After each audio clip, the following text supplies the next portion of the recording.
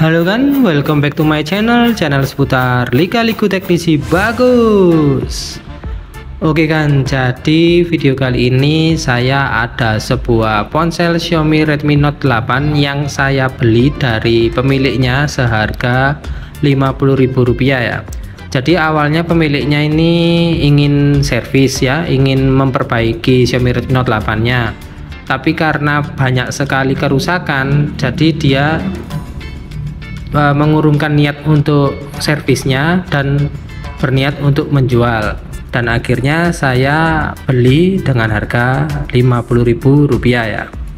Nah, di sini saya akan sharing saja ya, sharing santai, berbagi pengalaman tentang cara saya untuk merestorasi HP Xiaomi Redmi Note 8 ya.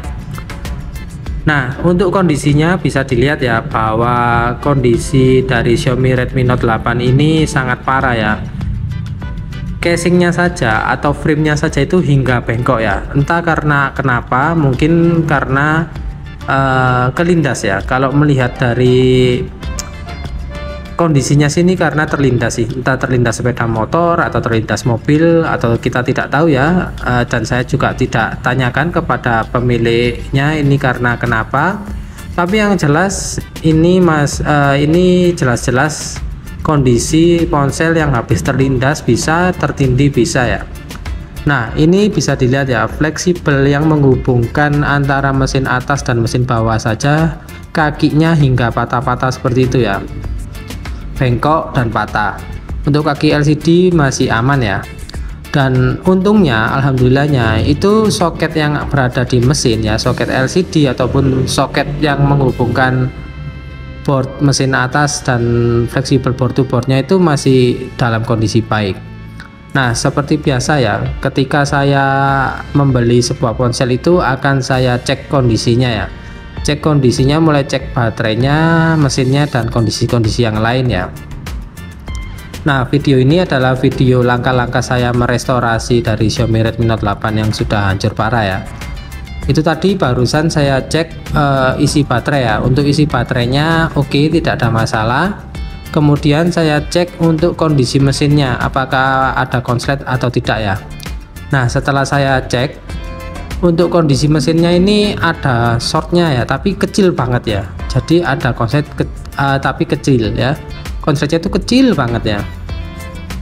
Nah, tidak masalah, yang penting kita akan coba terlebih dahulu apakah Xiaomi Redmi Note 8 ini yang saya beli dengan harga Rp50.000 ini masih nyala atau tidak. Kita akan tes menggunakan LCD yang baru dulu ya. Ini adalah LCD yang saya siapkan ya, yang saya siapkan untuk mengganti LCD yang sudah rusak ya. Oke, ini sudah saya hubungkan, sudah saya koneksikan LCD nya, dan saya koneksikan fleksibel baterainya ke mesin. Tapi karena mungkin baterainya ini bermasalah ya, padahal ada isinya tapi bermasalah, jadinya dia itu tidak mau nyala ya. Ini langsung saja dah saya tes menggunakan baterai lain ya. Nah, ini ya, ini ketika saya tes menggunakan baterai lain, ponsel Xiaomi Redmi Note 8 ini alhamdulillah masih mau menyala ya. Kita tunggu saja hingga masuk menu dan kita lakukan uji coba terhadap layar atau LCD yang barunya ya. Oke, sebentar. Nah, ini ya, di sini ada passcode-nya ya. Dan kesalahan saya saat saya membeli ponsel ini, itu saya tidak menanyakan passcode-nya. Tapi nggak apa-apa, mungkin nanti saya akan atasi atau saya remove passcode-nya di video selanjutnya ya. Jadi nanti ada dua bagian videonya ya. Ini video yang pertama adalah video bagian yang restorasi, dan video kedua bagian yang untuk remove passcode atau menghapus dari kunci layarnya ya. Jadi kita hapus kunci layarnya nanti di video kedua. Oke, jadi untuk pengetesan atau uji coba dari LCD yang baru, saya tes semampunya ya. Jadi sebisanya ya, melalui melalui kecerahan layar itu kan bisa ya, masih bisa. Jadi itu tadi sudah saya tes dan mungkin sudah saya rasa oke ya, tidak ada masalah. Kita lanjut saja ya, kita lanjut untuk masuk ke proses restorasinya. Untuk proses uji coba LCD sudah oke ya, tidak ada masalah. Nah ini baterai yang lama ya, mungkin baterai yang lama ini juga mengalami kendala karena ya melihat kondisi yang seperti itu ya, kondisi yang sudah cukup parah. Jadi mungkin baterainya ini meskipun ada isi tapi dia juga bermasalah. Oke ya, ini lanjut ya untuk melepas modul buzzer ya. Ini saya melepas beberapa baut yang mengunci modul buzzer. Nah bautnya seperti biasa ya, kalau Android masih menggunakan baut bermata Philips atau bahasa umumnya baut bermata plus. Untuk obengnya pun juga kita gunakan yang bermata Philips atau bermata plus ya, dan ukurannya 1,5 x 25 mm ya untuk obengnya. Oke, ini modul buzzernya sudah terlepas ya, sudah terlepas. Kita bersihkan ya, ini ada beberapa seperti sisa lem, saya bersihkan. Kemudian kita sisihkan terlebih dahulu untuk modul buzzernya. Nah ini adalah fleksibel board to board ya, fleksibel yang menghubungkan antara mesin atas dan fleksibel charge atau mesin bagian bawah atau PCB charge ya. Nah di sini bisa dilihat ya bahwa soketnya atau kaki dari fleksibelnya saja sudah patah-patah seperti itu ya, sudah bengkok-bengkok, dan yang jelas fleksibel itu harus diganti ya. Dan untuk mencari fleksibel board to board itu ada kok di toko online, coba saja ya, ketik saja. Jika akan juga mencari itu, cari saja dengan kata kunci fleksibel board to board ya. Nah lanjut ya untuk melepas satu baut yang mengunci fleksibel charge. Nah kemudian ketika sudah kita lepas bautnya, tentunya kita lepas fleksibel charge dari frame atau casing ya, casing tengah ya, casing tulang ya. Nah ini ya sudah terlepas. Ini untuk fleksibel charge-nya kondisinya oke ya, tidak ada masalah, baik-baik aja. Setelah melepas fleksibel charge, kita lanjut untuk melepas bagian mesinnya ya. Nah di mesin ini kita perlu melepas beberapa fleksibel kamera ya, ada 3. Kita lepas dulu satu persatu. Kemudian buka baut yang mengunci mesin Xiaomi Redmi Note 8 nya ya. Nah ini ya. Nah setelah kita lepas bautnya yang mengunci mesin, kita lepas SIM tray. Jangan lupa ya, kalau untuk melepas mesin harus lepas SIM tray juga. Nah ini mesin sudah terlepas. Ini saya lihat mesinnya sih sedikit bengkok, tapi mudah-mudahan tidak jadi masalah ya, karena bengkoknya tidak terlalu parah. Nah ini ya bisa dilihat ya seberapa parah bengkoknya dari Xiaomi Redmi Note 8 yang saya beli ini ya. Oke, jadi untuk merestorasi dengan kondisi casing yang bengkok seperti itu, kita perlu menggantinya dengan casing atau frame ya, atau casing tengah itu dengan yang baru. Ini bisa dilihat ya perbandingannya ya, sangat-sangat beda banget ya, sangat jelas bahwa bengkoknya itu sangat parah banget ya di bagian bawah tadi ya. Nah ini adalah frame atau casing tengah dari Xiaomi Redmi Note 8 yang sudah saya siapkan. Nah untuk casing tengahnya ini tentunya dapat tombol luar ya, ini adalah tombol luar dari Xiaomi Redmi Note 8 ya, walaupun sebetulnya bisa menggunakan tombol yang originalnya pun masih bisa ya, tidak ada masalah. Oke lanjut ya untuk menyiapkan bagian casing tengahnya ya, karena di casing tengah ini masih ada beberapa stiker, masih ada beberapa segel ataupun barcode dari penjualan, itu saya bersihkan terlebih dahulu ya. Nah ini ya, ini adalah segel ya, ini saya bersihkan saja ya, karena memang ya yang jelas untuk casing seperti ini itu sudah nggak ada garansi ya, buat apa jadi segel-segel ini nggak penting ya. Ini malah nanti kalau bagi saya ya, atau menurut saya itu mengganggu ya, jadi mengganggu. Lebih baik dibersihkan saja ya, dibersihkan. Ini ya saya gunakan bantuan cutter ataupun pisau bedah ya, itu juga bisa untuk membersihkan segel-segel yang sudah nggak dibutuhkan. Kemudian kita fokus untuk memindahkan partikel-partikel ataupun komponen-komponen yang ada di casing tengah yang lama ya, atau di frame yang lama ini kan masih ada partikel-partikel atau part-part ya, komponen-komponen yang harus kita pindahkan ya. Ini seperti tombol luar itu ya, itu tombol luar yang dari yang lama atau yang originalnya itu kita lepas, kemudian lepas fleksibel on off nya.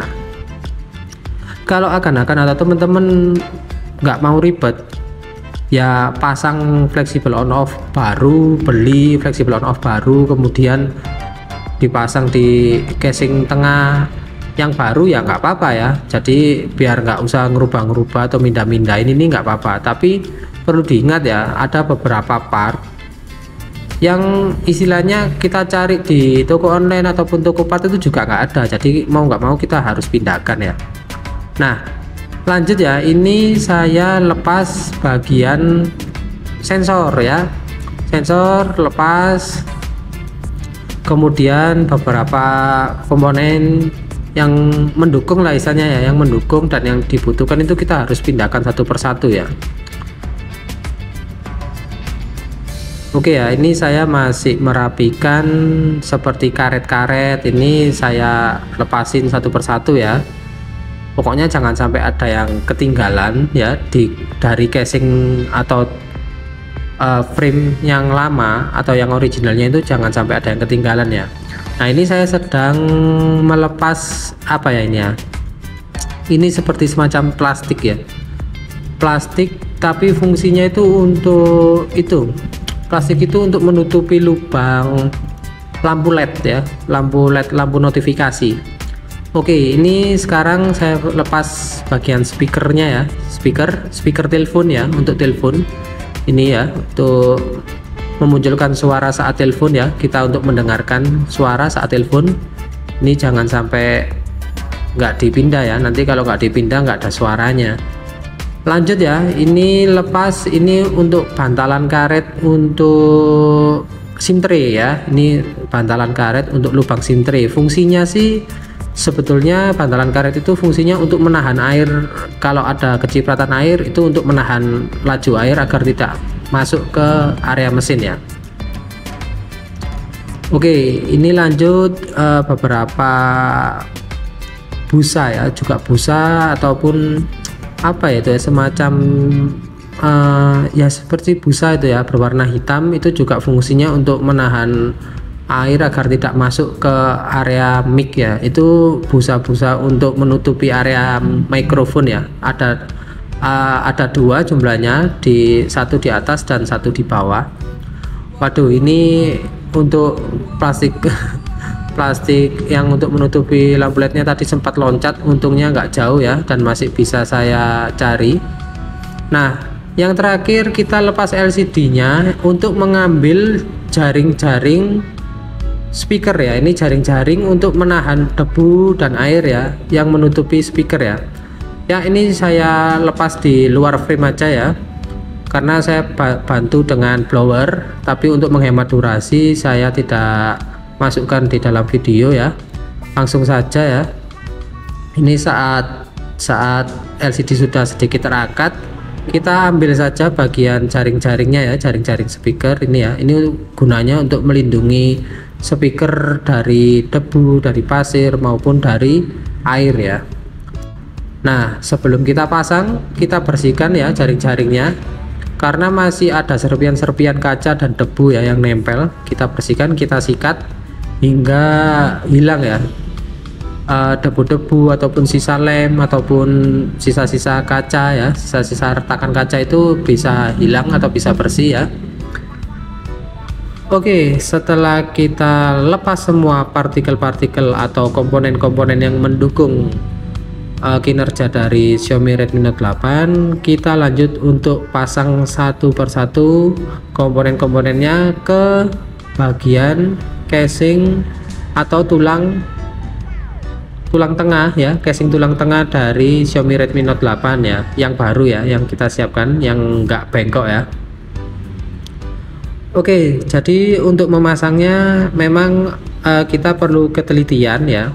Kita perlu ketelitian karena casing yang baru atau tulang tengah yang baru ini ya, itu terkadang ukurannya ataupun apa ya, tingkat kepresisiannya itu tidak sebaik yang original ya. Jadi bagaimanapun untuk tingkat kepresisian itu pasti paling baik ya, itu tingkat kepresisian itu adalah part yang original. Jadi walaupun casing seperti ini, kalau ini bukan original ya, kalau ini memang yang kita beli yang beredar di pasaran, yang dijual di beredar di pasaran itu ya, itu memang ya gini ini ya, pasti ada saja yang nggak presisi.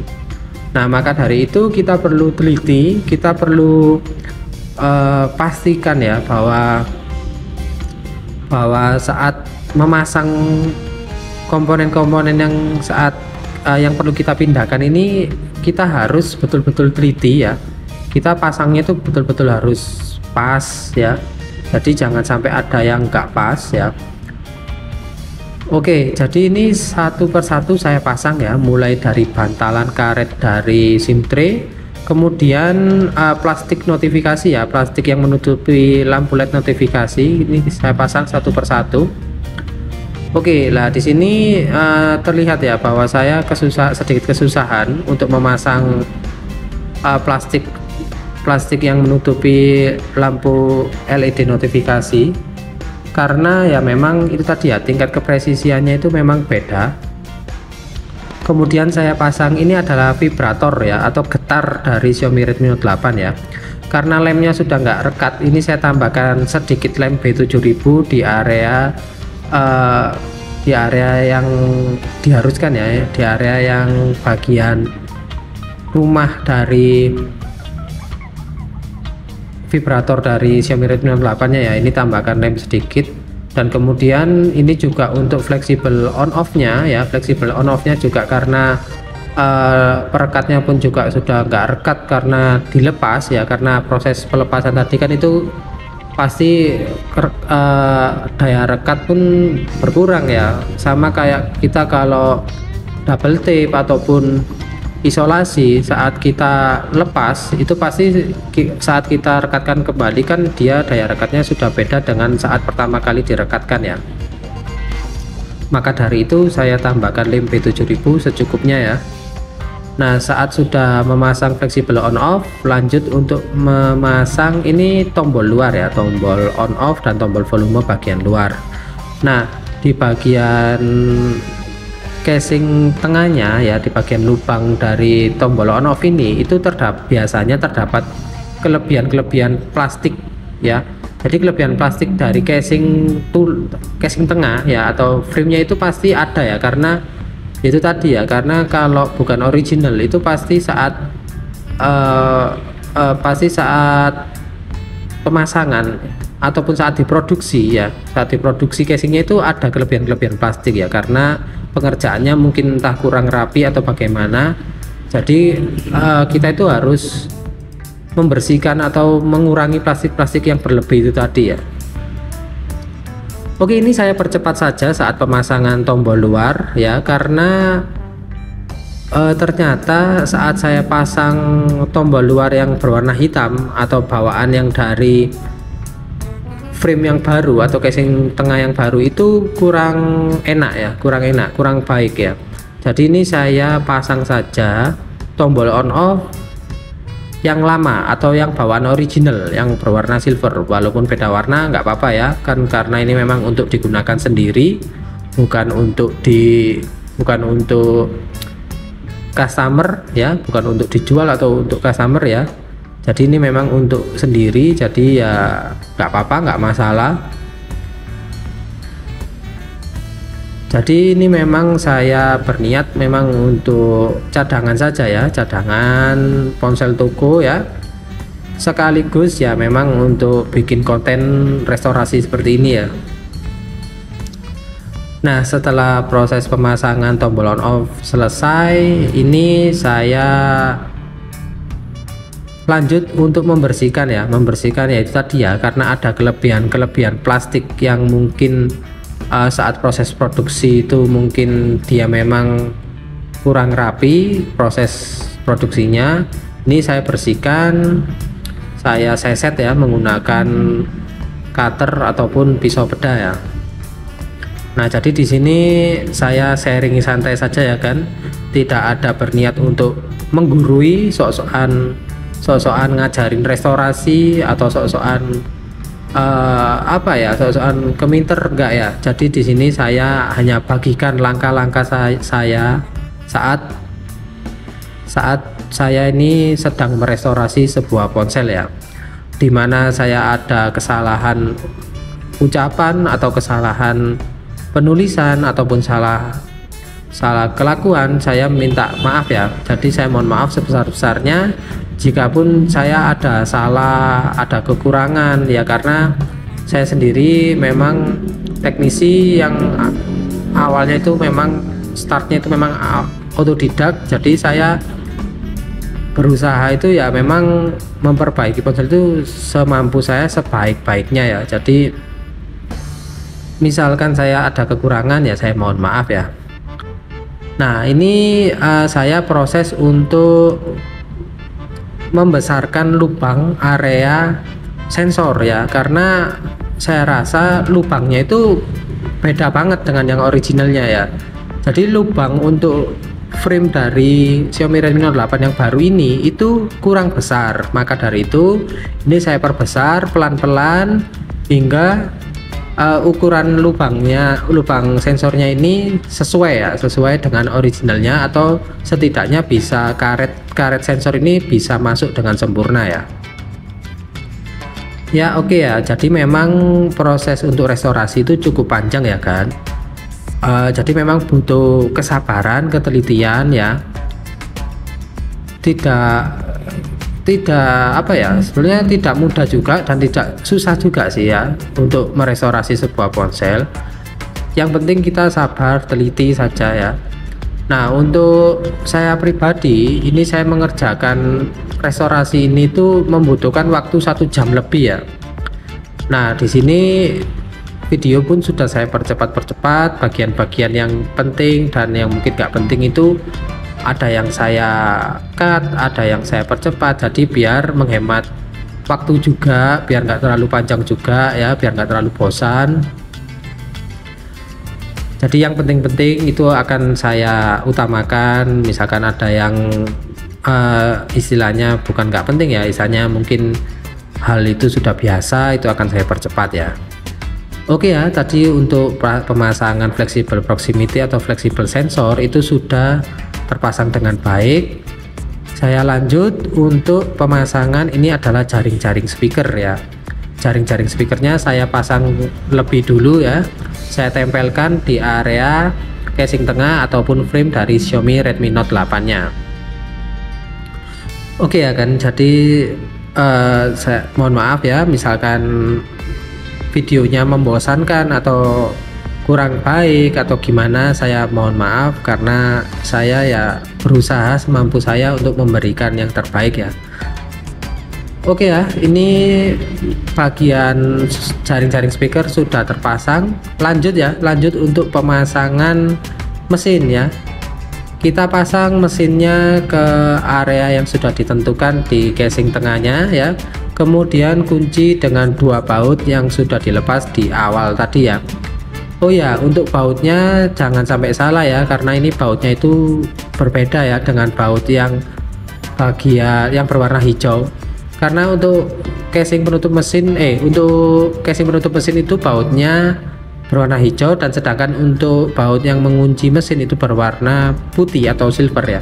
Jadi jangan sampai salah karena beda ukurannya ya. Selanjutnya pasang flexible charge ya. Flexible charge atau PCB charge ataupun mesin bagian bawah ini ya, kita pasang ya, kemudian kita kunci dengan 1 baut. Jangan lupa koneksikan kabel antenanya ya. kemudian kita rapikan kabelnya di tempat yang sudah disediakan di casing tengahnya atau di bagian frame dari Xiaomi Redmi Note 8 nya ya. Kita singkirkan terlebih dahulu untuk frame dan mesinnya, kemudian kita fokus ke bagian LCD nya ya. Nah, seperti di video-video saya yang sebelumnya atau di video-video saya yang tentang cara ganti LCD, itu sudah sering saya ucapkan bahwa untuk mengganti LCD atau memasang LCD, akan-akan atau teman-teman yang ingin mengganti LCD itu ada baiknya dan memang wajib ya untuk mengetes fungsional dari LCD maupun layar sentuhnya. Jadi jangan sampai dipasang terlebih dahulu ya, tapi tes terlebih dahulu fungsionalnya ya. Kalau fungsionalnya oke dan dirasa sudah baik-baik saja, mulai dari fungsional LCD, tampilan layarnya oke, kecerahannya oke, kemudian layar sentuhnya tidak ada masalah, silakan ya, silakan melepas segel-segel ataupun stiker-stiker yang ada di LCD-nya ya. Jadi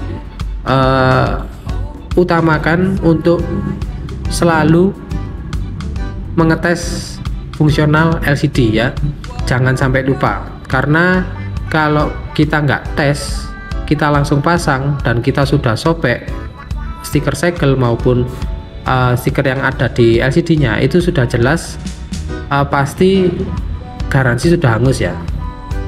Nah, karena di sini saya sudah saya nyatakan oke untuk LCD-nya ya, saya sudah berani ya untuk melepas segel maupun stiker-stiker yang lain yang ada di LCD ya, yang mungkin yang nggak dibutuhkan. Oke ya, untuk LCD sudah saya pasang ya, sudah saya presisikan dan sudah saya tambahkan lem di sekeliling frame-nya untuk memasang LCD-nya ya. Kemudian saya lanjut ya untuk memasang, tadi sudah memasang flexible board to board ya. Tadi flexible board to boardnya sudah saya berikan atau sudah saya buka, saya berikan flexible board to board yang baru ya. Kemudian pasang kembali modul buzzer ya, pasang modul buzzer di bagian bawah, kemudian kunci dengan beberapa baut yang sudah dilepas di awal tadi ya. Ya, bautnya ini ada berapa ya jumlahnya? 1 2 3 4 5 6 7, ada 7 baut ya, berwarna hijau. Kita baut. Oke ya, ini saya pasang juga casing penutup mesinnya. Nah, di sini saya masih kepo ya, masih penasaran dengan baterai yang saya rasa memang sudah rusak dari awal itu ya. Ini saya pasang saja ya, kemudian akan saya coba lakukan pengisian daya ya, apakah dia mau terisi atau enggak. Ini saya masih kepo di sini, karena sebetulnya kondisi fisiknya sih nggak terlalu parah, kalau baterainya masih oke-oke aja sebetulnya, dan di tes menggunakan avometer itu juga masih ada dayanya ya, jadi masih mengeluarkan daya standar untuk menyalakan ponsel itu masih ada ya. Nah, di sini coba saya lakukan pengisian daya, dia muncul tanda baterai seperti ini ya, muncul tanda baterai ya, logo baterai seperti itu, dan kemudian ada lambang petirnya ya. Tapi karena mungkin dia ini rusak, jadi dia itu cuman gitu aja ya, kedap-kedip gitu aja ya, kedap-kedip dengan logo baterai yang ada tanda petirnya seperti itu, tanpa atau nggak ngisi-ngisi ya, jadi nggak ngisi-ngisi, cuman kedap-kedip itu aja ya. Oke, ini karena lem LCD-nya belum kering, ini sambil nunggu pengisian daya, ini saya karetin ya LCD-nya, saya karetin agar nanti hasilnya presisi ya. Jadi saat lemnya kering itu LCD-nya bisa presisi. Oke, ini video saya percepat 18 kali ya, hingga 18 kali ya, untuk menunggu pengisian daya itu tadi ya. Oke, setelah bermenit-menit, bahkan mungkin ya, tapi hanya beberapa menit kok, mungkin 10 menitan, itu tetap tidak nambah ya baterainya. Jadi saya putuskan di sini memang baterainya rusak ya, karena ini baterainya pun sudah bukan original, dan ini adalah merek Welcome baterainya. Ini langsung saja ya saya ganti dengan baterai yang baru, yang tadi baterai yang tadi yang saya gunakan untuk melakukan uji coba tadi ya, uji coba LCD. Oke ya, bentar ya, ini saya lepas dulu casing penutup mesinnya, kemudian lanjut untuk ganti baterainya ya. Lepas dulu fleksibel board to board, kemudian lepas fleksibel LCD ya. Ini fleksibel maksud saya baterainya saya lepas saja. Nah ini ya, ini baterai yang baru. Oke ya, ini baterai yang baru saya langsung tidak rekatkan ya, karena untuk tes ya, untuk tes dulu apakah dicas nambah atau enggak kalau pakai baterai baru ya. Oke, bentar, ini saya rapatkan dulu untuk bagian casing penutup mesinnya. Oke, ini saya cas ya. Nah, untuk menggunakan baterai baru, nah ini dia muncul ya tanda persentasenya, persentase baterainya muncul 50 berapa itu ya, 54% atau berapa itu ya. Oke ya, langsung dinyalakan saja sambil membersihkan sisa-sisa stiker ya, stiker segel. Nah sebenarnya sampai proses ini sih sebenarnya sudah selesai ya untuk proses restorasi secara fisiknya ya. Tapi karena ini ponselnya masih ada passcode ya, atau terkunci ya, terkunci pin, jadi kita harus unlock ya nanti ya, atau kita harus buka terlebih dahulu ya. Nah jadi sampai di sini nggak saya rakit keseluruhan terlebih dahulu ya, karena saya mau mengecek fungsional yang lainnya terlebih dahulu, seperti sinyal, wifi, ringtone, suara ya. Itu kita harus cek terlebih dahulu ya sebelum dirakit secara keseluruhan, agar nanti hasilnya bisa optimal ya. Nah tapi untuk video restorasinya itu mungkin sampai di sini dulu ya kan, karena ini kan sebetulnya kalau untuk video restorasi ya tinggal dipasang casing bagian belakang saja, itu sudah selesai ya. Tinggal dibaut ya, dibaut untuk casing penutup mesinnya, dibaut, kemudian pasang casing belakangnya ya, dilem gitu ya, dikasih lem terus dipasang casing belakangnya, itu sudah selesai ya. Oke ya, nanti untuk fungsional secara keseluruhan kita bisa cek saat kondisi HP ini sudah terbuka ya.